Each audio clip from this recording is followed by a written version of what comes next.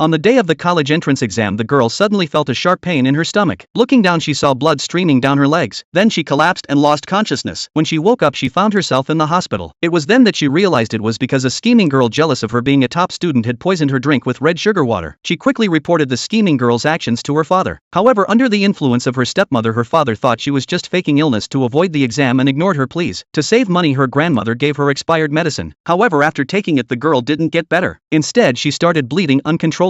The doctor was shocked and realized she had been given anticoagulants. Seeing the girl in critical condition, her family abandoned her to go home and celebrate the birthday of the scheming girl. In the end, the girl died in despair, but fate had other plans. She was reborn. This time she went back to the day before the exam. She decided not to tolerate the injustice anymore and to make them pay for their actions. When her father asked her to wash her stepmother's feet, she firmly said that she would attend the exam tomorrow and didn't want to waste time on such trivial matters. Her father laughed at her naive thinking and promised that if she got into Oxford, he would buy her a house. But her stepmother immediately intervened, saying that the girl was useless. In reality, the girl had always been the top student. Seeing her father about to regret his promise, the girl mocked him for not daring to keep his word. Finally, after her provocation, her father agreed to her bet. Knowing that her stepmother and the scheming girl wouldn't give up easily, the girl went to eavesdrop outside their bedroom that night. As expected, she overheard their plot. They had put hormones in the girl's drink 2 weeks ago to delay her period until the exam, and tonight they were adding poison to her red sugar water to ruin her chances. The girl decided to make them pay for their actions. Quietly, she switched the red sugar water with the beauty tea her stepmother drank. The next day, as the girl prepared to leave for the exam, her stepmother and the scheming girl were still mocking her. But before they could finish speaking, the stepmother suddenly started bleeding profusely in pain. They quickly helped her to the couch, but blood was flowing down her legs. Seeing that she was about to miscarry, her grandmother urgently asked her father to save the child, but he didn't care. Instead, he angrily scolded her, saying that even if the stepmother didn't have a child, he would only love her. Looking at the desperate grandmother, the girl offered to give the stepmother some anti-inflammatory medicine, but the grandmother took out expired medicine and forced it into the stepmother. Soon the stepmother screamed in agony. When the doctor arrived and saw the amount of blood she was losing, he was horrified and immediately asked what she had taken the day before. The girl told him that her stepmother always drank the beauty tea. But seeing the scheming girl's embarrassed expression, the girl pretended to care about her health and then switched the topic, asking if she had added anything to the stepmother's tea. The scheming girl immediately thought of the poison she had put in the red sugar water the night before and guessed that her stepmother had drank the wrong tea. However, she knew that if the truth came out, she would be publicly scorned. As the girl saw her silence, she immediately declared that the scheming girl had a deep bond with her stepmother and would never betray her. But in the next moment, she lifted the scheming girl's hand and asked what was under her fingernail. The scheming girl panicked at the question, but under the pressure of everyone's inquiries, she finally confessed the truth.